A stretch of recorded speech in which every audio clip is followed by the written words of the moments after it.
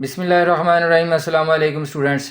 आज हम class 9th का फर्स्ट यूनिट करने जा रहे हैं। रियल नंबर्स पंजाब बोर्ड की का सिलेबस है 2025 का, जो बिल्कुल नया सिलेबस है। तो आज पहला उसका लेक्चर है। हम रियल नंबर्स के बारे में पढ़ेंगे। सबसे पहले नंबर्स के कुछ सेट्स हैं, उनके बारे में हम डिस्कस करते हैं, जो कि आप छठी क्लास से पढ़ रहे हैं। आज आपके वही सेट्स एक बार फिर रिवाइज होने जा रहे हैं। तो सेट ऑफ नेचुरल नंबर्स सबसे पहले हम डिस्कस करेंगे। सेट ऑफ नेचुरल नंबर्स वो होते हैं जो 1 से स्टार्ट होते हैं और सो ऑन चलते हैं, 1 2 3 4 5 टू इन्फानाइट कहते हैं, जो कभी भी ख़त्म ना हो। तो ये सिलसिला चलता रहता है, इसकी आखिरी हद नहीं जानते हम। अब इसी तरह से जो इससे नेक्स्ट सेट है वो सेट ऑफ होल नंबर्स है। इसमें ज़ीरो को इंक्लूड किया गया। सेट ऑफ होल नंबर, ये W इसका यूज़ होता है इसको रिप्रेजेंट करने में, और इसे हम लिखेंगे 0 1 2 3 सो ऑन। तो हमें पता चल गया है कि होल नंबर जो हैं वो नेचुरल नंबर से एक डिजिट एक नंबर ज़्यादा है, जो कि 0 है। आगे है जी set of integers. Set of integers को दो तरह से लिखा जा सकता है। मैं लिखूँगा यहाँ पे 0 plus minus 1 plus minus 2 plus minus 3 and so on. इसका मतलब क्या है? इसका मतलब ये है, ज़ीरो भी शामिल है, पॉजिटिव सारी काउंटिंग यानी नेचुरल नंबर शामिल है, और नेचुरल नंबर भी जो नेगेटिव नंबर्स हैं वो भी शामिल हैं। मतलब इसे हम दूसरी तरह से अगर लिखना चाहें तो मैं इसे लिखूँगा 0 दरमियान में आप लिख लो 1 2 3 4 and so on, positive infinity तक ये चलेगा। इसी तरह से इधर -1 -2 -3 एंड सो ऑन। ठीक है स्टूडेंट्स, ये 3 डॉट वैसे आमतौर पर जो यूज़ है वो 3 डॉट लगाते हैं हम सो ऑन के लिए, मतलब ये सिलसिला जारी है उसके लिए हम सिर्फ 3 डॉट आगे लगाते हैं। लेकिन अब ज़्यादा भी लग जाए तो कोई इशू नहीं है, इतना कोई पक्का रूल नहीं है। सेट ऑफ इवन नंबर्स देखें जी। सेट ऑफ इवन नंबर्स को जैसे ई लिखा हुआ है तो हम ई से रिप्रेजेंट करेंगे, और ये होते हैं 0 2 4 6 8। लेकिन ये तो पॉजिटिव में है, और हम जानते हैं कि जो इवन नंबर्स होते हैं वो पॉजिटिव में भी हो सकते हैं, नेगेटिव में हो सकते हैं। ये आगे इंटीजर से बने हैं, तो लिहाजा हम इसके साथ पॉजिटिव और नेगेटिव लगाते जाएंगे, पॉजिटिव नेगेटिव। तो वो इंटीजर जो प्लस माइनस की फॉर्म में हो और वो 2 पे डिवाइड भी हो सकें, उन्हें इवन नंबर्स कहते हैं। तो ये सारे के सारे जो हैं वो 2 से डिविजिबल हैं। Numbers that are divisible by 2 are called even numbers. तो ये सारे 2 के डिविजिबल हैं, 2 के मल्टीपल्स हैं, तो इसलिए इसे हम इवन नंबर्स भी कहते हैं। और इनका सेट देख लें, और 0 को इसको इसमें इंक्लूड किया गया है। और आगे देखें set of odd numbers. Set of odd numbers में इसी इंटीजर के आपने ऑड ले लेने हैं जो कि 2 से डिवाइड नहीं होते हैं। तो वो है जी 1, फिर है 3, फिर 5, एक डिजिट नंबर छोड़ते जाएं आप, और फिर प्लस माइनस 7 सो ऑन। तो ये हमारे पास सेट ऑफ ऑड नंबर आ गए। आगे set of prime numbers. Prime numbers वो होते हैं जिनके कम से कम 2 जो हैं वो फैक्टर हों, एक वो खुद होते हैं और एक 1 होता है। जैसे कि अगर मैं लिखूं भाई 2 है तो ये 2 पे भी डिवाइड हो जाएगा, और इसका आंसर जो है रिमाइंडर नीचे 0 बचेगा, और 1 से भी डिवाइड हो जाएगा और इसका रिमाइंडर पीछे 0 1 2 2 रिमाइंडर 0 बचेगा। इसका मतलब कम्प्लीटली डिवाइड हो रहा है खुद पे और 1 पे। 2 इसके फैक्टर हैं, एक वो खुद है और एक 1 है। इसी तरह से अगर मैं 4 को देखूं या 9 को देखते हैं हम, तो 9 भी देखें आप, 9 खुद पे भी डिवाइड हो रहा है, 9 1 पे भी डिवाइड हो रहा है,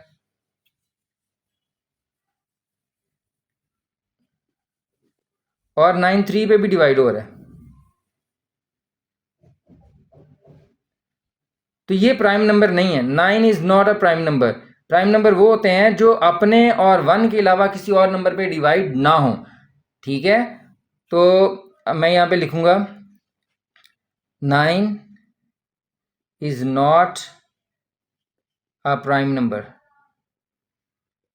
ये एक प्राइम नंबर नहीं है। इसके अलावा मैं सारे जितने अभी यहाँ पे हम लिखेंगे सेट को P से डिनोट करेंगे, P, और इसमें आ जाएगा जी हमारे पास 2 और plus minus 2 plus minus 3 plus minus 7, 9 तो जा रहा है, डिवाइड हो रहा है ये।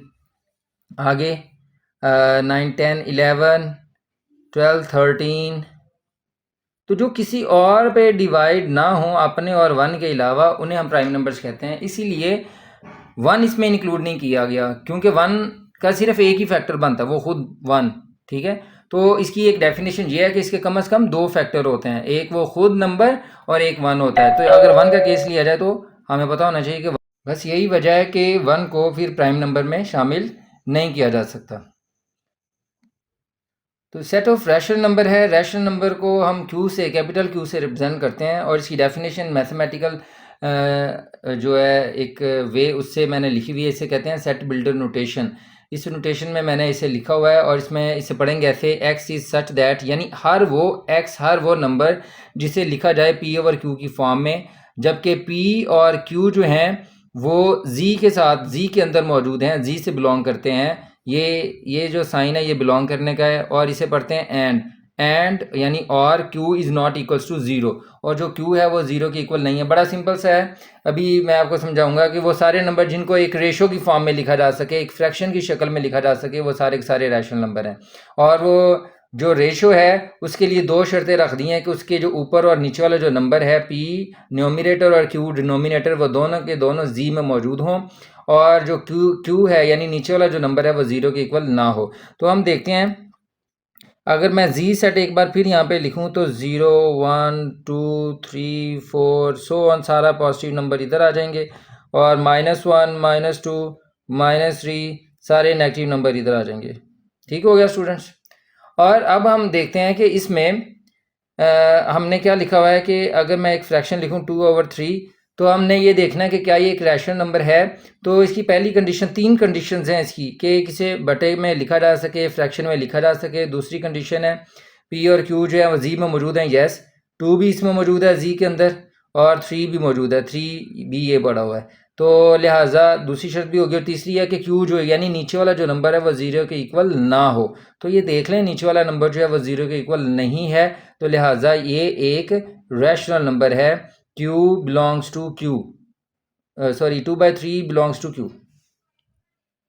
ठीक है, अब हम एक और नंबर पकड़ लेते हैं। फर्स्ट किया -5/2, अब -5 इसमें मौजूद है, -3 -4 -5 माइनस की सारी गिनती मौजूद है इसमें, तो लिहाजा -5 जी के अंदर मौजूद है, P यानी P है -5, और Q जो है वो 2 है, ये वाला स्मॉल q, और ये भी इसमें मौजूद है।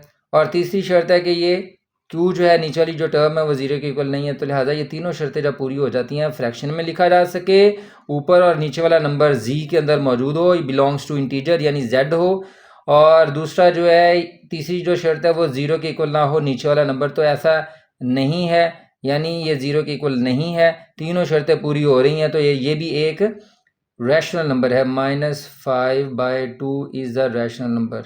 मैं इसे लिखूंगा, it is belongs to Q। Okay, अगर मेरे पास एक नंबर है उसे मैं लिखता हूँ -105, क्या ये एक रैशनल नंबर है? तो हम अभी इसे चेक करते हैं जी, ये रैशनल नंबर है या नहीं है। पहली शर्त तो ये है कि इसके नीचे कुछ मौजूद नहीं है, इसे फ्रैक्शन की शक्ल में नहीं लिखा हुआ, लेकिन हम लिख सकते हैं। हमें पता है कि अगर किसी भी नंबर के साथ ऊपर नीचे मल्टीप्लाई में कोई नंबर मौजूद नहीं है तो वो 1 मौजूद होता है, तो इसके भी फ्रैक्शन में 1 मौजूद है, तो ये P हो जाएगा, ये स्मॉल q हो जाएगा। P ओवर Q की शक्ल बन गई, पहली कंडीशन हो गई।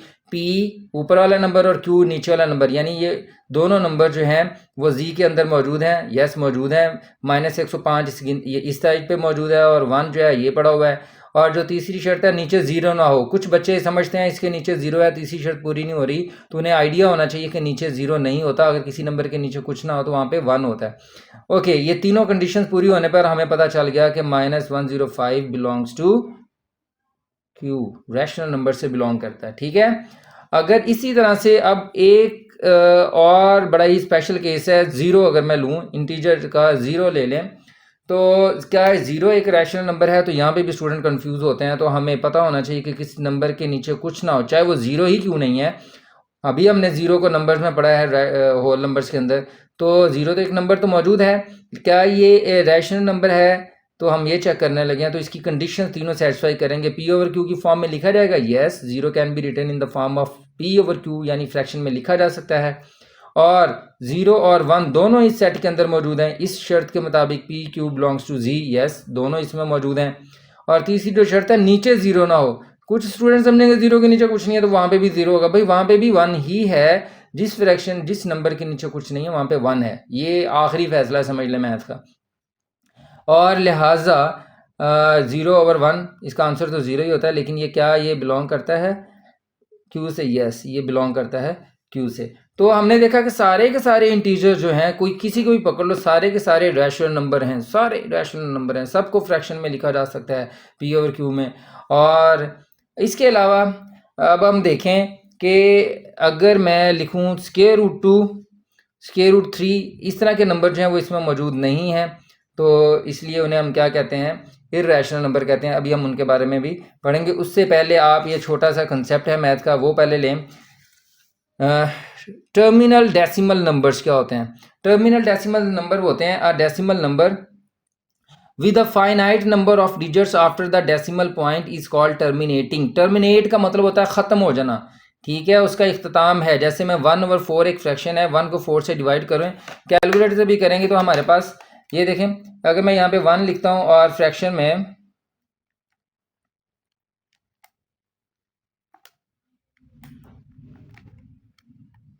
तो ये 1/4 हमारे पास मौजूद है। इसे अगर हम सॉल्व करें तो ये हमारे पास पॉइंट के अंदर आ रहा है 0.25, ठीक है स्टूडेंट्स। तो 0.25 रुक गया है।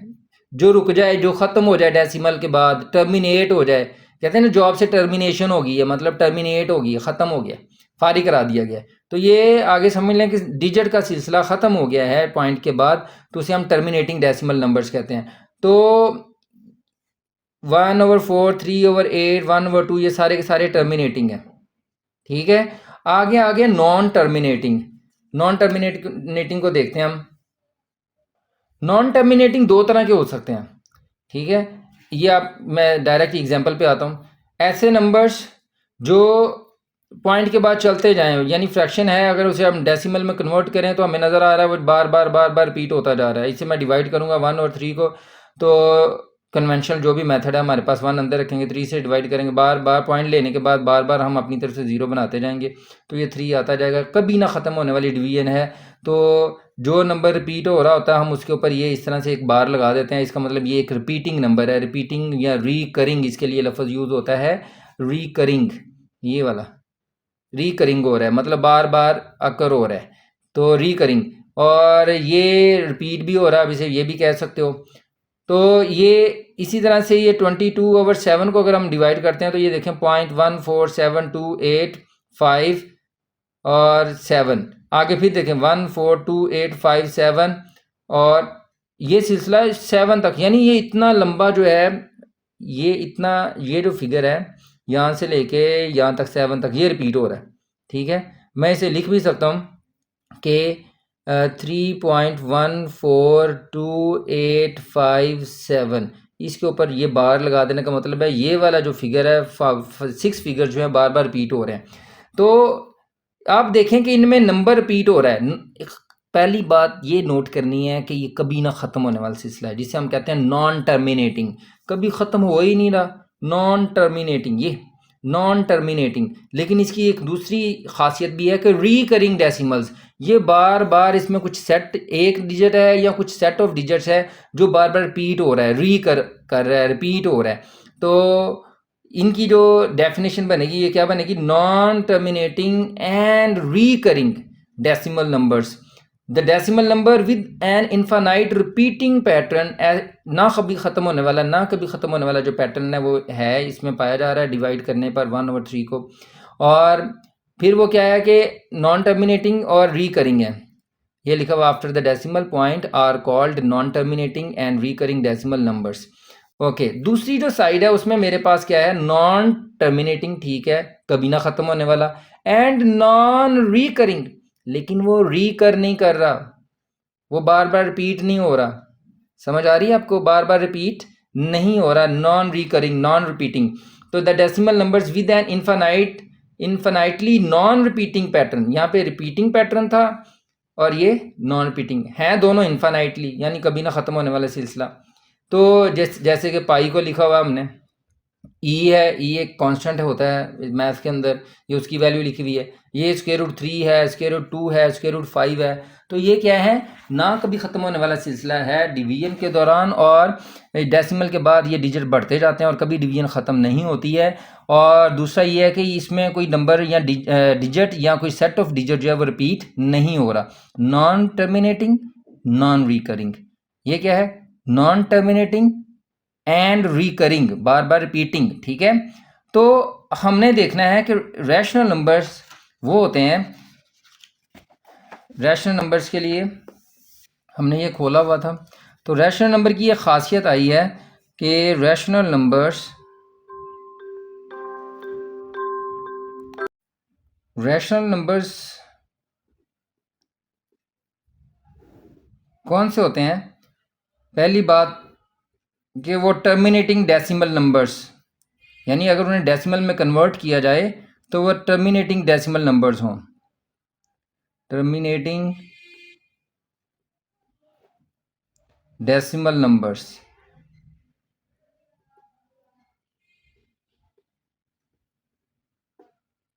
और दूसरा जो है, अगर नॉन टर्मिनेटिंग में लिखा जाए तो वो पहली डेफिनेशन आएगी, नॉन टर्मिनेटिंग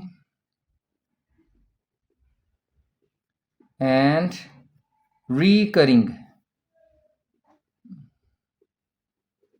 डेसिमल्स।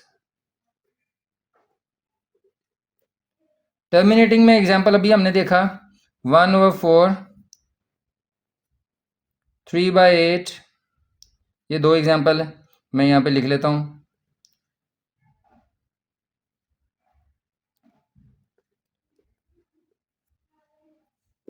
और जो नॉन टर्मिनेटिंग है उसमें हम यहाँ से एग्जांपल लिख लेते हैं, ये 1/3, लेकिन इसमें एक डिजिट मुसलसल रिपीट हो रहा है 3, तो ये क्या है, रिकरिंग। नॉन टर्मिनेटिंग यानी टर्मिनेट नहीं हो रहा, और रिकरिंग का मतलब है कि बार बार रिपीट भी हो रहा है। इसी तरह से 22/7, और इसी तरह से 1/6 मैं लिख लेता हूँ यहाँ पे। 1/6 को अगर मैं डिवाइड करूँ तो 1/6, तो जी स्टूडेंट ये आ रहा है हमारे पास 0.16666, तो लिहाजा ये 0.1666 सो ऑन, तो 6 रिपीटिंग है यहाँ पे। इसे मैं शॉर्ट करके लिखूँ तो इसके ऊपर बार लगा दूंगा, रिपीटिंग डिजिट पे सिर्फ बार लगानी है आपने। ठीक है, यहाँ पे सिर्फ 6 रिपीट हो रहा है। तो ये दोनों तरह के जो नंबर्स हैं वो रैशनल नंबर्स होंगे। ये देख लें आप फ्रैक्शन में, वैसे भी हमने प्रूफ किया है पी और क्यू की फॉर्म में भी लिखा जा सकता है, और 1 और 3 जो है वो जी के अंदर मौजूद हैं, और दूसरा ये कि नीचे जीरो नहीं है। 1/6 भी, 1/4 और 3/8, इस डेफिनेशन जो मैंने अभी आपको बताई है उसके मुताबिक ये सारे नंबर जो हैं ये रैशनल हैं, और रैशनल को डेसिमल में अगर कन्वर्ट करें तो वहाँ से भी आपको आइंदा से हमेशा के लिए पता चल जाना चाहिए कि भाई ऐसा नंबर जो डेसिमल में डिजिट का सिलसिला जो है वो रुक जाए, थम जाए, टर्मिनेट हो जाए, वो भी रैशनल नंबर होगा। और जिसमें ना रुके लेकिन बार बार रिकर हो, बार बार रिपीट हो, तो वो भी कौन सा होगा, वो भी हमारे पास रैशनल नंबर होगा। क्लियर है स्टूडेंट्स? अब हम आते हैं इररेशनल की डेफिनेशन की तरफ। इररेशनल नंबर जो होते हैं उनकी सिर्फ एक ही खासियत है, और वो इस प्रॉपर्टी में आते हैं, इस करैक्टरिस्टिक को होल्ड करते हैं कि हमारे पास ऐसे नंबर्स होंगे इररेशनल जिनमें क्या होगा, जिनमें नॉन टर्मिनेटिंग होगा और नॉन रिपीटिंग होगा या नॉन रिकरिंग होगा। क्लियर है स्टूडेंट्स? और इसकी एक डेफिनेशन उसके मुताबिक जैसे हमने रैशनल की लिखी है उसी तरह से इररेशनल को भी लिख सकता हूँ। इररेशनल को जाहिर करने के लिए क्यू के ऊपर डैश लगा देते हैं, इक्वल है ऑल द एक्स, सारे के सारे एक्स जो हैं वो क्या होंगे, इररेशनल होंगे। और एक्स को डिफाइन किया हुआ है कि एक्स क्या है, x is not equal to P over Q, x को पी ओवर क्यू की फॉर्म में नहीं लिखा जा सकता। और जबकि वेयर एज कोमा भी लगा सकते हो, पी क्यू बिलोंग्स टू जी, और ये इंटीजर है, एंड इसे एंड पढ़ना है आपने, जी क्यू जो है वो इक्वल नहीं है जीरो के। तो ऐसे भी आप लिख सकते हो। और इरेशनल की जो डेफिनेशन है हम यूं भी लिख सकते हैं कि इरेशनल नंबर जो होते हैं वो नॉन रिपीटिंग, नॉन रिकरिंग होते हैं। ठीक हो गया स्टूडेंट्स? और ये कहते हैं कि irrational numbers, irrational numbers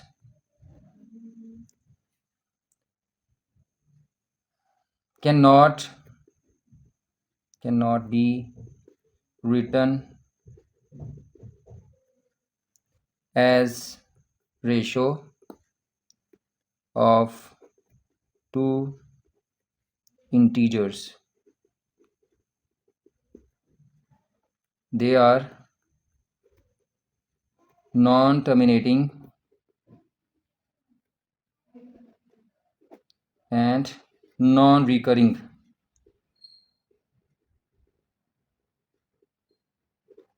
Decimal numbers.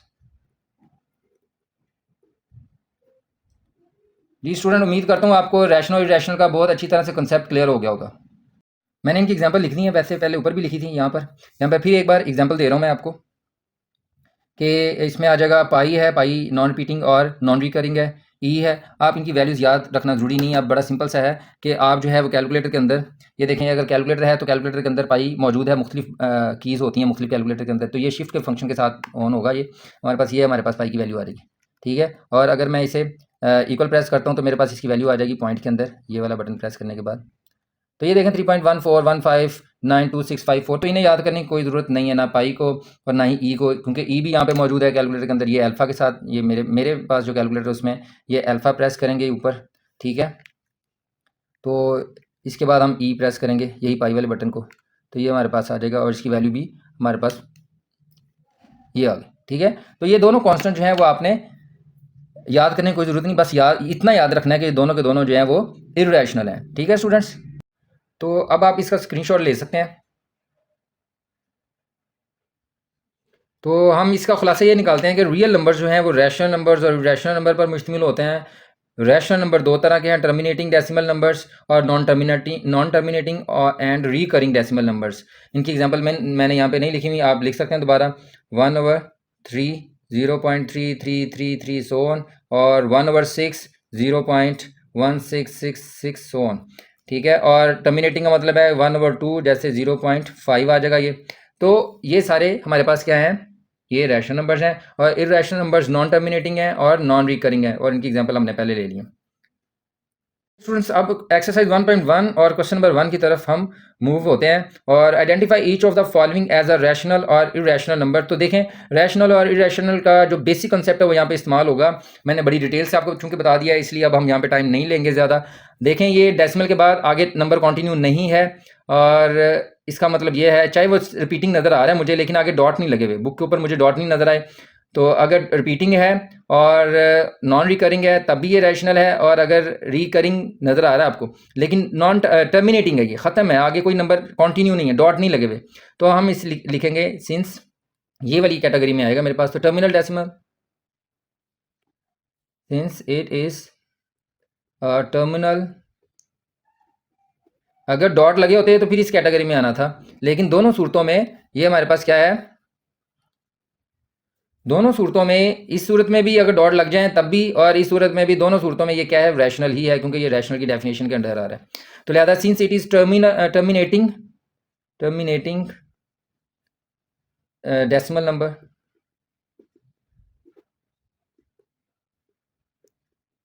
So it is a rational number.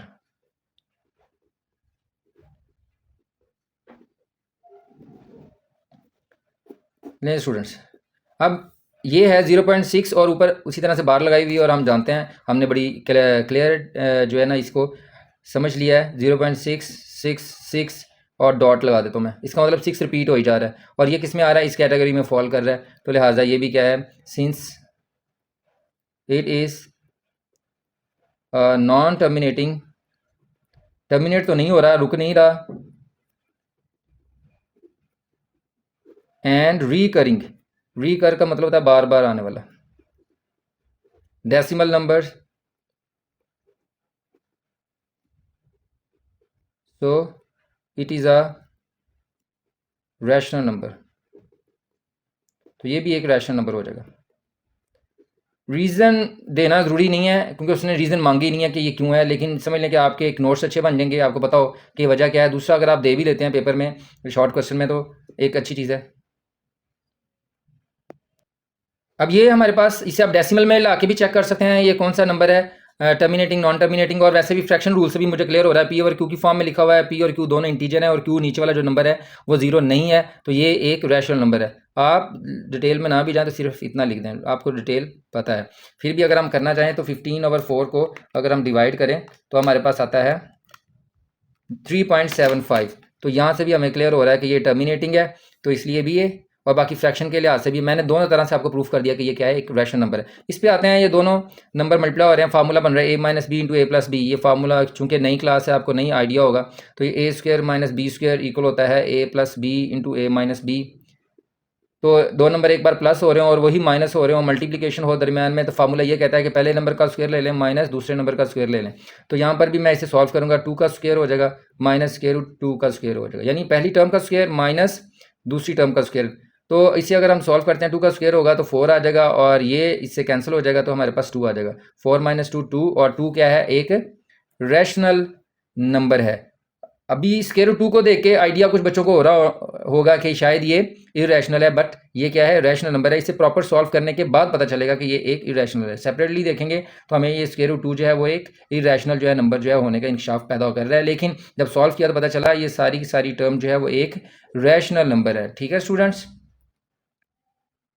आगे इस नंबर को देखें तो ये रैशनल है, ये इरेशनल है। हम देख रहे हैं ये नॉन रिकरिंग है और रिपीटिंग भी नहीं है।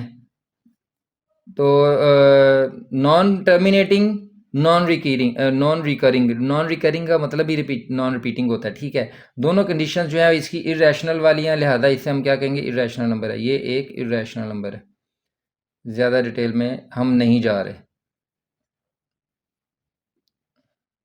फिर भी आप अगर लिखना चाहते हैं तो ये क्या है, नॉन टर्मिनेटिंग, नॉन रिकरिंग, कोई डिजिट रिपीट नहीं हो रहा। ओके, ये हमारे पास स्क्वायर रूट 7 है, और स्क्वायर रूट के अंदर कोई भी नंबर ऐसा है जो कि किसी चीज़ का कंप्लीट स्क्वायर नहीं है, तो वो भी क्या होगा, इरेशनल नंबर है। तो ये एक इरेशनल नंबर है। इसे आप कैलकुलेटर से सॉल्व करके चेक कर सकते हैं कि ये डेसिमल में कौन सी कैटेगरी में जा रहा है। दूसरा आपने ये भी याद रखना है कि अगर अंडर रूट 2 का स्क्वायर है या 3 का स्क्वायर है तो ये तो बाहर आ रहा है, तो जो स्क्वायर रूट से बाहर आ जाए यानी कंप्लीट स्क्वायर का स्क्वायर रूट जो होगा वो हमेशा रैशनल होगा, ये रैशनल है, जबकि ये इररेशनल है। ठीक है, ई हम पढ़ चुके हैं, ये इररेशनल है, इसकी वैल्यू भी हमें पता है। आप कैलकुलेटर से इसकी वैल्यू भी लिख सकते हो, ये एक इररेशनल नंबर आ जाएगा। अब एक रैशनल नंबर में इररेशनल नंबर ऐड हो रहा है, आप ऐड करके भी देख सकते हैं। मल्टीप्लिकेशन में तो आपने देखा केस जो हमारे पास आया था अभी, वो उसके मुताबिक तो वो रैशनल निकला, लेकिन एडिशन में हम देखते हैं कि 5 प्लस स्क्वायर रूट 11, ये हमारे पास इस तरह के एक नंबर आ रहा है, नॉन टर्मिनेटिंग मतलब चलता जा रहा है, और दूसरा ये है कि इसमें कोई भी डिजिट रिपीट नहीं हो रहा, तो ये क्या है, इररेशनल है। इसकी आप वो डेसिमल वाला हिस्सा लिख भी सकते हो, 8.31662479 ... नॉन टर्मिनेटिंग और नॉन रिकरिंग। ठीक है, अब ये भी इसी तरह से है, दो इररेशनल नंबर ऐड होंगे दोनों, वो भी इररेशनल ही होगा, इररेशनल नंबर। आप इसे चेक कर सकते हैं खुद कैलकुलेटर से। तो जी स्टूडेंट्स, ये हमारा रैशनल और इररेशनल का जो टॉपिक था वो इख्तिताम पज़ीर हुआ। उम्मीद करता हूँ आपको सेट्स और rational, irrational number, real numbers और जितने भी हमने सेट्स पढ़े हैं उन सब की अच्छी तरह से समझ आई होगी। अगर आपको वीडियो अच्छी लगी है और समझ भी आया है, बहुत बेसिक कॉन्सेप्ट है इसमें, तो आप अपने दोस्तों के साथ इसे शेयर करें। मेरे चैनल को अगर आपने सब्सक्राइब नहीं किया हुआ तो आप इसे सब्सक्राइब करें। इंशाल्लाह ये उम्मीद दिलाता हूँ आपको कि बहुत अच्छा समझाया जाएगा और आपको इंशाल्लाह बहुत अच्छा समझ आएगा। नेक्स्ट लेक्चर तक अल्लाह हाफिज़।